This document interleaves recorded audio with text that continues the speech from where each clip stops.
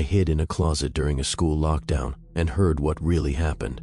The truth is much worse than what they told us. I'm very happy I'm not in school anymore.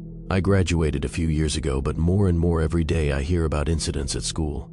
On the news, on the internet, on texts, my friends send me all sorts of horror stories.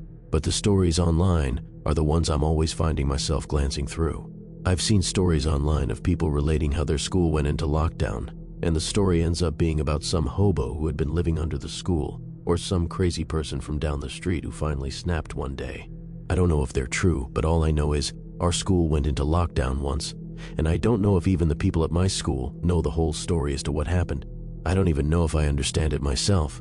It still seems like a sort of fever dream, something that didn't happen. It couldn't happen.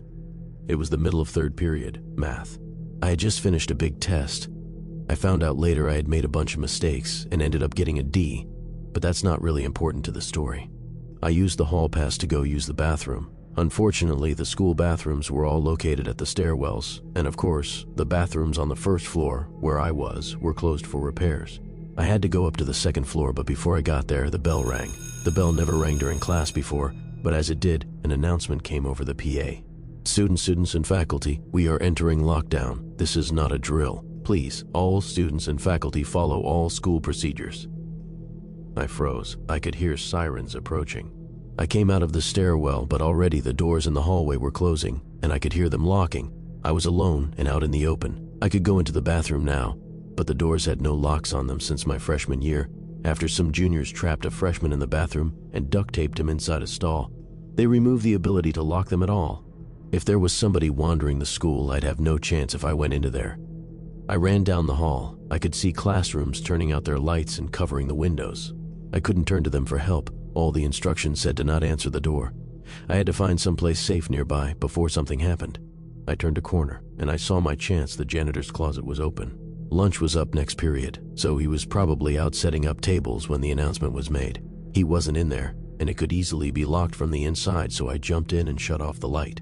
The only light I saw was from the bottom of the door. I waited, and the sirens grew closer and eventually stopped. Time passed, and I wasn't sure if I was happy that I couldn't hear anything going on or tense, because I had no idea what was happening. Then I heard footsteps, lots of them. They stopped in the hallway. It must have been police. I could hear radios and other assorted noises. I didn't think it could be some sort of lone gunman or nutcase, so I listened. One guy in particular sounded like the one in charge. "Okay, are we in position?" Another guy answered. I didn't know what his rank was, but clearly he was not in charge of the first guy. "Yes, sir. We know the suspect is here in the building. C team is across the campus as ordered, and B team is covering the back entrances. He will not exit the building on our watch." The chief responded, "Pun good. Remember, he could look like anyone, but he must not escape. It's my fault he's here, and it's my duty to deal with him." I couldn't hear much for a while. There was too much movement, too many people all talking to each other to make out anybody from where I sat. I just waited for a little while. Maybe it would all just be over soon, and I could leave the closet and go back to class. Then, that's when it all happened. The chief yelled out, "Hold it! Put your hands in the air!" The commotion outside stopped abruptly. A moment later, clothes rustled loudly as what sounded like a large number of guns were drawn. "Lay down on the ground. Leave your hands where we can see them." It stayed quiet, except for a few of the guns cocking. Anai said down the ground, "Don't you dare try what I think you're going to do. You're not at the institute anymore." I thought I would hear shots go off back and forth and eventually somebody saying "suspect down." What I didn't expect was the scream. It wasn't a normal scream. It wasn't somebody crying out in terror. It was like a wounded animal, mixed with the sound of a bandsaw hitting concrete. I've never heard anything like it before, and I hope I never hear it again. Then the guns began to fire. The horrible scream happened again, and then other screams, and then the sounds of tearing. I saw the shadows under the door as people moved and fell over, and heard the telltale splatter of gore as it soaked the floor.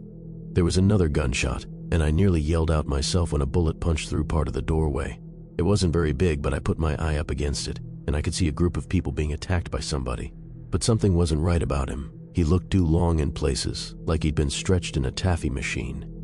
He was moving so fast, though, that I couldn't make anything out, except for him grabbing people and throwing them around like they were nothing. There was blood everywhere. More gunshots.